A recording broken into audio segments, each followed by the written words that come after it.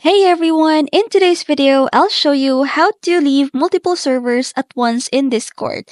First thing that you need to do is to search Discord on your website. After that, hit the first option that you can see. So after that, we're here already in the Discord. You can see on the side, on the left side, your all servers. So all you just have to do is to tap the one server that you want to leave. So click server settings and then scroll down. Just find delete server at the bottom part. So after you hit the delete server, just put their name and then hit delete server.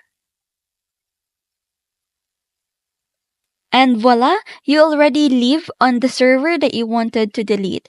So basically, you can't leave all or multiple servers, but you can leave one on one. So I hope you find this video helpful and don't forget to like and subscribe, and I'll see you on the next one.